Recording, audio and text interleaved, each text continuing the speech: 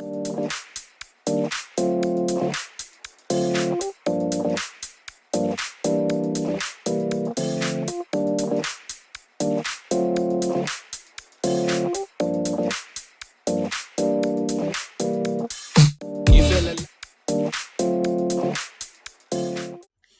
à cette nouvelle édition du spécial TVC Info du 12 juin 2023. Nos invités et sujets cette semaine sont la vice-présidente d'Acker Buckingham, Josée Francoeur, vient nous présenter son organisme. Hélène Leduc, du Club Richelieu de Buckingham, nous dresse un bilan de leur souper bénéfice du 27 mai dernier. Les préposés mobiles à l'information touristique de la MRC Papineau, Malaika Rochon et Dorothée Cyr, viennent nous parler des promenades champêtres de la région. Bonne écoute!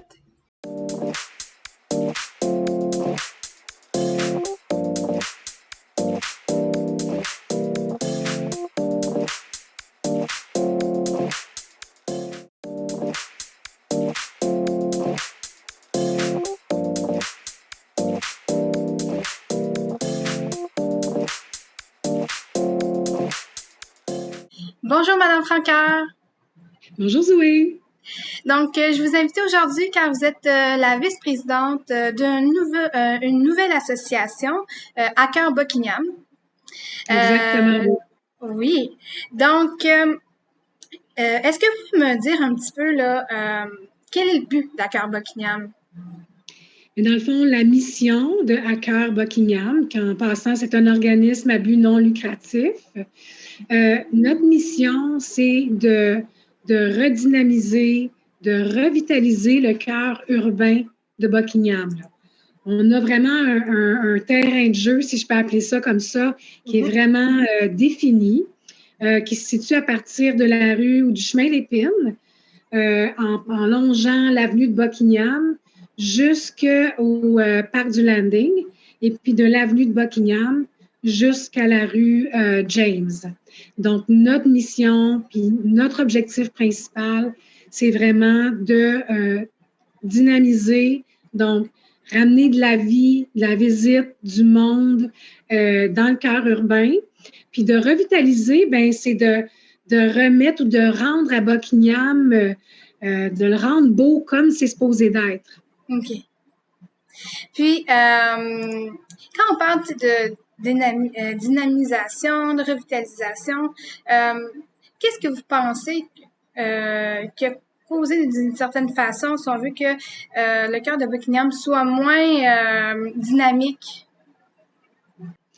Aïe, aïe, aïe. Ça, c'est une grande question. En fait, c'est une très bonne question. Je pense qu'il y a plusieurs enjeux. Moi, j'habite Buckingham depuis 4 ans, mais je visite Buckingham depuis plus de 20 ans. Puis je pense que des gens qui sont natifs de Buckingham pourraient probablement raconter une meilleure histoire, mais même quand on est de l'extérieur, même si ça fait pas longtemps que je suis ici, moi, ce que j'ai constaté, c'est que bien, il y avait une redondance, premièrement, au niveau des commerces. OK? Donc, l'offre de service, si elle est toujours la même ou semblable, puis je nommerai pas de type de secteur d'affaires, là, je n'irai pas là. Je pense aussi qu'il y a une idée préconçue de ce que c'est Buckingham.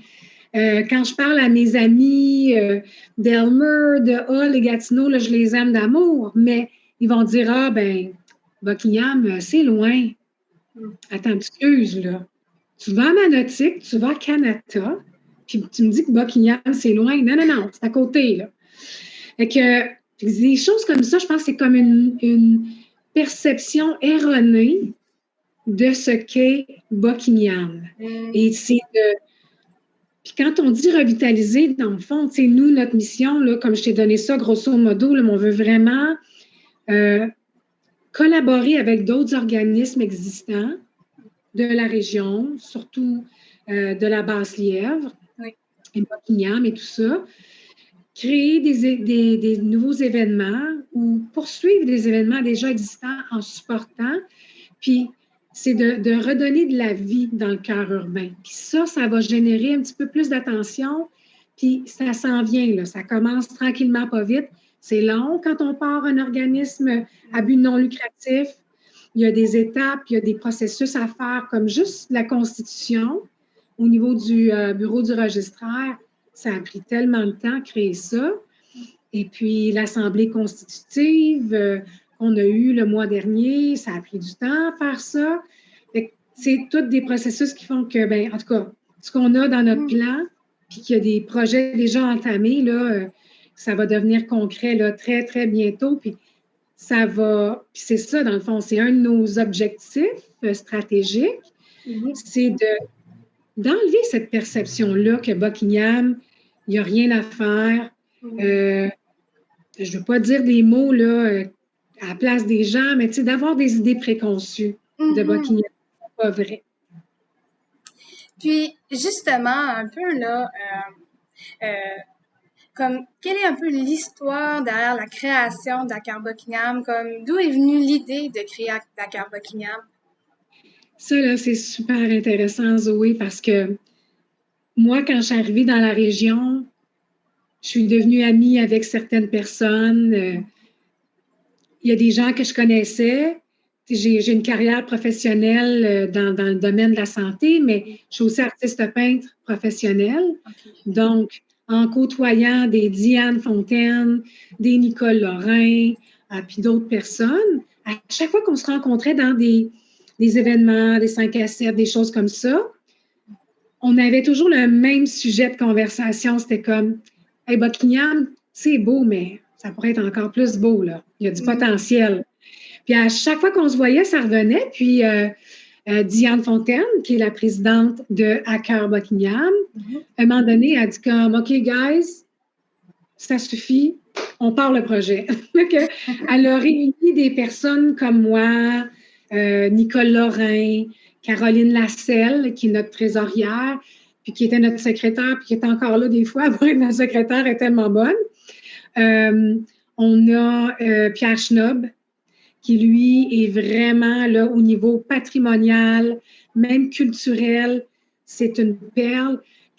Christine Lamb aussi, qui possède la boutique du Corset. Fait qu'on a comme toutes des forces. Puis, on a fini toutes par se rassembler, jaser du projet, de nos intentions. Puis on avait le même but commun, puis le même amour pour Buckingham. Là. On aime ça, Buckingham. Il y a quelque chose. Moi, je dis tout le temps, Buckingham, il y a une vibe de village, mais pas dans une connotation négative. Plutôt dans le positif où c'est chaleureux, l'aspect patrimonial est là au niveau des bâtiments. Je marche mon chien Van Gogh, je rencontre des gens que je ne connais pas, on se dit bonjour. Tu ne retrouves pas ça ailleurs. Fait que, c'est ça. Fait que Diane, elle nous a rassemblés, puis on s'est rencontrés, puis on pourrait appeler ça le groupe des 7, mais il y a une personne qui a lâché pour des raisons personnelles. Puis on va avoir quelqu'un qui va se joindre à nous bientôt dans le CA. Fait que le CA va être complet bientôt. Donc, 7 membres du CA. Puis on pourrait appeler ça le groupe des 7 sans faire de jeu de mots artistiques. Là. Donc, quels sont en fait les projets futurs d'Akar Buckingham que là, les gens vont pouvoir dire, OK, ça c'est Akar Buckingham là, qui organise cet événement-là ou etc. Bien, le premier, puis là, on attend parce qu'il y a toujours les demandes à la ville qui sont un petit peu plus laborieux, puis on comprend, il faut que ça soit réglementé quand on fait des demandes de fonds. On s'est unis à la RGABL avec Mario pour faire un premier événement au niveau des pots de fleurs. Ça a l'air vraiment basique, mais surtout dans le cœur urbain, la principale, l'avenue de Buckingham. Et puis, on a fait, je ne vais pas dire une étude, là, mais on a marché, là, le CA, on s'est promené, on a pris des photos, on a discuté ensemble, comment on peut agrémenter la principale pour que les gens qui viennent ici, même tous les jours, disent comme, mon Dieu, il y a quelque chose qui a changé ici. C'est beau, c'est agréable, puis ça donne le goût de revenir. Donc, ce n'est pas des petits pots de fleurs, c'est des gros pots de fleurs. Donc, mon collègue du CA, Pierre Schnob, qui s'occupe de ça avec Marie Ouimet, de la RGABL. Puis d'une journée à l'autre, là, ça va être mis en place. L'autre chose, c'est la visite s'en vient. Il y a déjà eu un événement semblable à ça il y a quelques années, mais Diane a voulu ramener ce projet-là pour avoir le cœur urbain un peu plus coloré où on invite les gens, la communauté, les commerçants à décorer leurs chaises. Ça peut être simplement une belle chaise qu'ils ont déjà, mettre un pot de fleurs dessus, juste en avant de leur commerce ou sur notre petit balcon, là, près de l'entrée de la maison, puis que les gens passent et qu'ils disent « Mon Dieu, c'est beau ». Fait que c'est comme des étapes, tu sais, qu'on voulait y aller, puis tranquillement, pas vite, parce qu'on est dans les demandes de subventions en ce moment.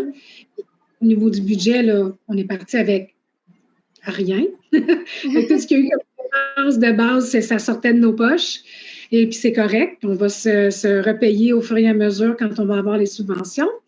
Puis, l'autre qui s'en vient, est-ce que j'ai le droit d'en parler? On va dire quoi, oui. Je pense que oui. Okay. Donc, on s'est associé à un organisme.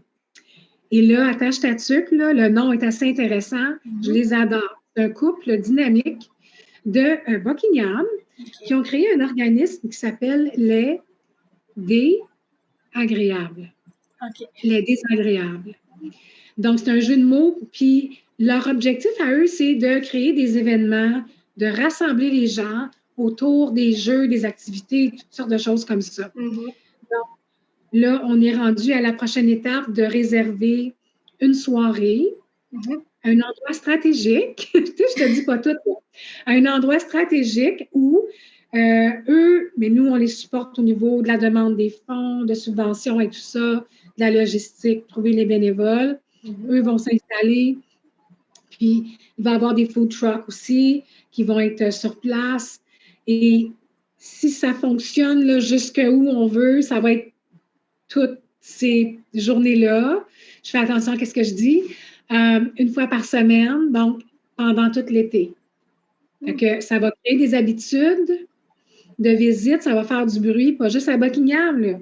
Ça va faire du bruit, là, même à la gang de Hull, Gatineau, Elmer, là. On est là, là. Donc, c'est ça. Fait que c'est les prochains projets. Puis, il y en a d'autres qui s'en viennent pour l'Halloween, mais on ne sait pas encore si ça va être faisable pour cette année ou si ça va être 2024. Mais Zoé, ça va être capoté. Les gens vont... Ça va, en tout cas, je ne vais pas trop en dire. Je parle trop des fois. C'est vraiment le fun, le concept est vraiment le fun. Fait qu'on travaille sur des projets comme ça, mais ça prend du temps à monter des projets comme ça. Ouais. Ben, c'est super intéressant. Je vous souhaite vraiment là, tout plein de succès, puis de vraiment redynamiser là, le secteur Buckingham. Là, ça... Oui. Merci, t'es fine. Merci beaucoup, Mme Francoeur. Merci.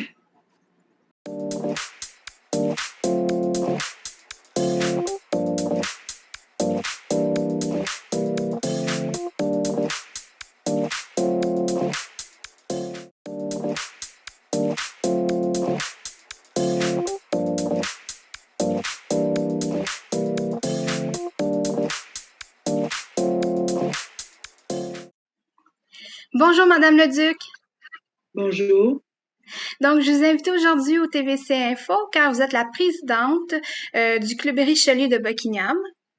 Vous avez eu un souper au mort pour amasser des fonds le 27 mai dernier. Pouvez-vous m'en faire un bilan, s'il vous plaît? Bien, le 27 mai, après 3 ans de pandémie, on a finalement repris notre souper de mort annuel, qui est notre levée de fonds principal. Parce qu'avec ces fonds-là, on retourne, tous les argents ramassés retournent dans la communauté pour tous les projets visés sur les enfants et les projets sur la francophonie. Combien d'argent vous avez amassé? OK. Cette année, c'était un record exceptionnel. On n'a jamais vu ça. On avait, auparavant, on avait toujours un partenaire majeur.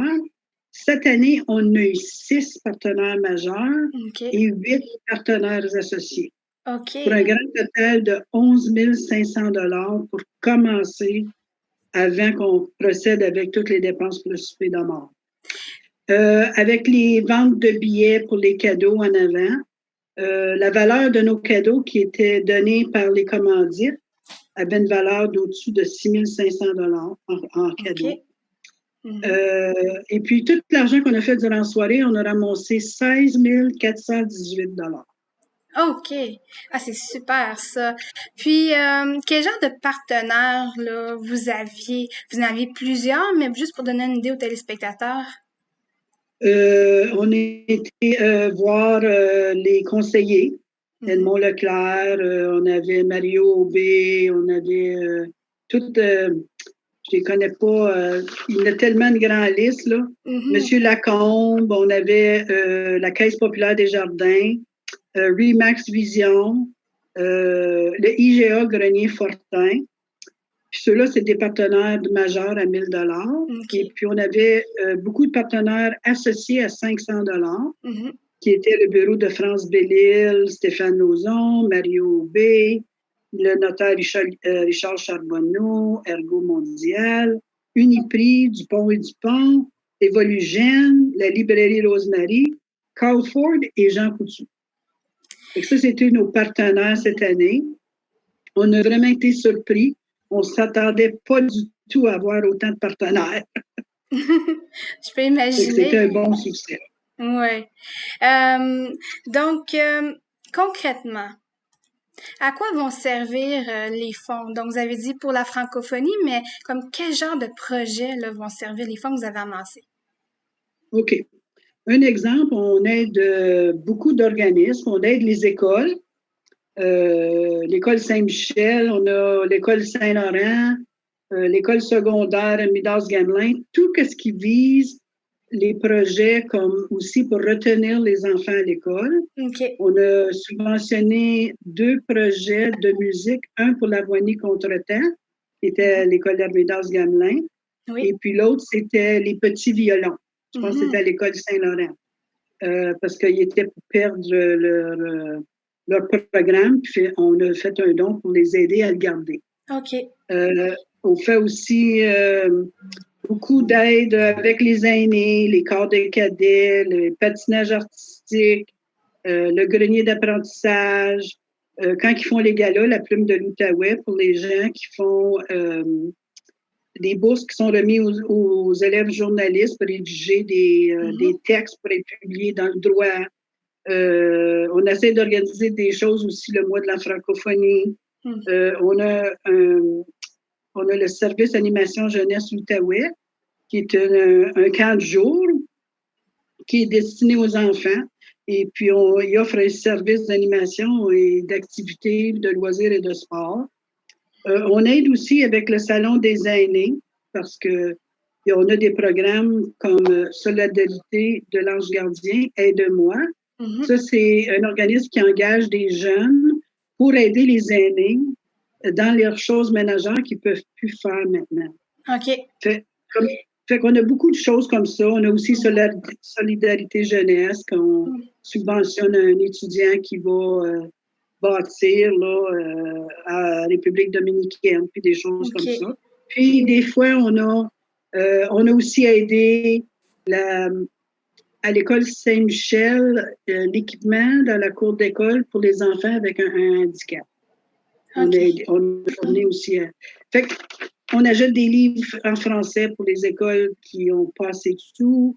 On a déjà acheté des portables pour l'école Saint-Michel. Fait que les gens nous soumettent des demandes, on les évalue, voir si ça rentre dans notre mission. Et puis, on vote dessus, et puis l'argent est tout réparti à travers l'année. Puis, comment est-ce que vous décririez votre organisme, la mission de votre organisme? Mais la mission, vraiment, c'est d'aider les gens, premièrement, qui sont dans le club à s'épanouir, parce que ça leur donne une chance de travailler dans la communauté où ils demeurent. Aussi, ça nous donne... la mission, c'est vraiment, comme je te dis, d'aider tout ce qui vise les jeunes, les enfants, pour qu'on ait un meilleur avenir. Et puis aussi pour la francophonie, pour garder notre langue française, qu'on voit, on la perd beaucoup là, dans les dernières années. Fait que ça, vraiment, c'est la mission du club. Puis, s'il y a des gens en ce moment qui nous écoutent, puis qui aimeraient faire un don, comment est-ce qu'ils peuvent faire? Ils peuvent communiquer avec nous. On a une page Facebook. On a aussi un courriel. Oui. Puis les gens peuvent, comme à travers Facebook, il y a mon numéro de téléphone à moi, puis il y a aussi le lien avec le courriel. Puis ils peuvent communiquer avec nous, puis on serait très intéressés de les rencontrer pour en discuter plus long si ça les intéresse. Parfait. Ben, je vous remercie beaucoup, Madame Leduc, puis je vous souhaite tout plein de succès pour votre organisme. Merci beaucoup, ma belle. Bonne journée. Bonne journée.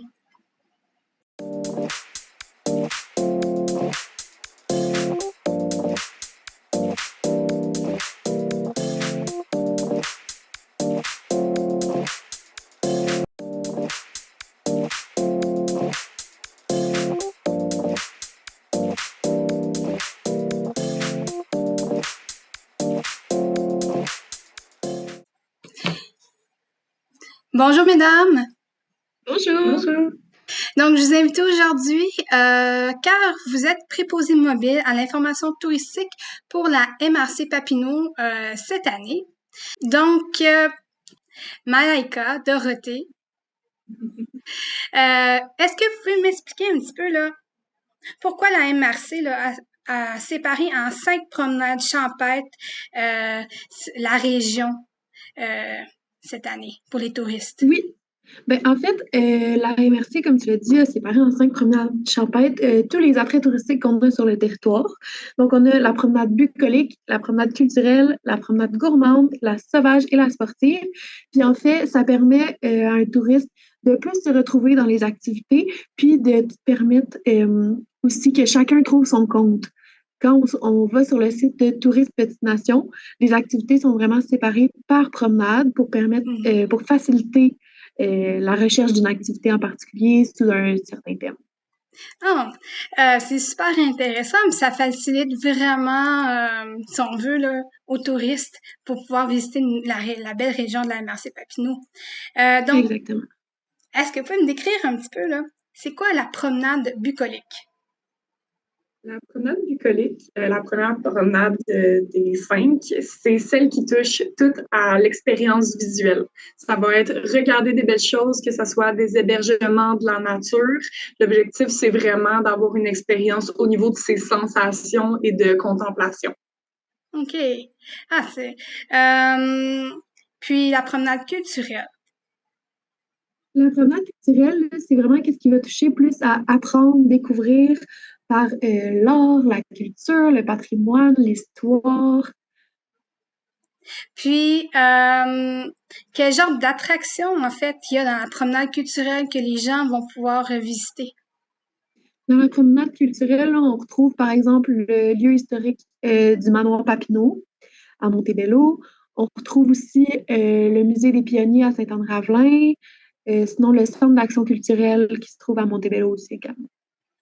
Puis, il y a la promenade gourmande. Et là, vous allez pouvoir là, m'expliquer en quoi ça consiste, mais aussi les restaurants, les endroits où est-ce que les gens qui sont un peu gourmands vont pouvoir aller visiter.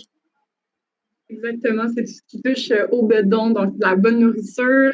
Autant ça peut aller producteur de bière, producteur de vin, tout ce qui touche à la nourriture, aux saveurs locales, ça englobe tout ça, que ce soit les producteurs ou des restaurateurs.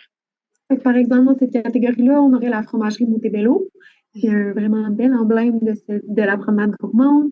Sinon, on a beaucoup de producteurs locaux aussi en Petite Nation, que ce soit la ferme Turcot à Papineauville, la ferme La Récolte à Saint-André-Avelin, ferme Agricola. On a aussi une belle offre en termes de restaurants. On parle du Café du Bistrot à Saint-André-Avelin, Bistrot Montebello. Nouvellement, on va en parler tout à l'heure chez Seb à Chénéville. Plein d'autres aussi, là. Puis, en ce qui concerne la promenade sauvage, quel genre d'endroit est-ce qu'on peut visiter? Puis, pourquoi vous l'avez nommée promenade sauvage? Promenade sauvage, en fait, c'est la petite nation. On a une magnifique nature et on trouve ça important de regrouper en un seul endroit juste l'expérience en nature, que ça soit par la faune, la flore, nos animaux, ça touche un petit peu à bucolique, mais tous les beaux paysages, toute la forêt, les rivières aussi qu'on a à proposer en petite nation. Donc, on pense que ces attraits naturels-là méritent une catégorie à part entière. Est-ce que vous avez des exemples d'attraits naturels que les gens vont pouvoir visiter? Évidemment, il y a entre autres les chutes de Plaisance, en fait, chutes de Plaisance qui est aussi bucolique, mais tout sauvage. On a les montagnes noires de Ripon où on peut faire de la belle randonnée. Le parc Omega aussi est un exemple qui il regroupe la faune, les animaux de la terre québécoise. Donc, c'est super intéressant justement pour une personne, par exemple, qui vient de la ville, de pouvoir venir puis s'imprégner de la nature du coin. Je pense qu'on peut mentionner aussi qu'en Petite Nation, juste sur notre territoire, on a 3 CEPAC. On a la CEPAC, le centre touristique du Lac-Simon, le parc national de Plaisance et le parc Papineau-Labelle aussi. Donc, la 5e promenade, c'est celle que vous avez nommée la promenade sportive. Donc, en quoi ça consiste? Quelle activité les gens, par rapport à son thème, vont pouvoir participer, visiter? Oui, la promenade sportive, en fait, c'est profiter de notre belle région par les loisirs actifs. On parle de bouger directement son corps, mais on parle aussi des loisirs motorisés. Comme exemple, pour cette promenade-là, on a le centre d'expérience BRP au Château Montebello.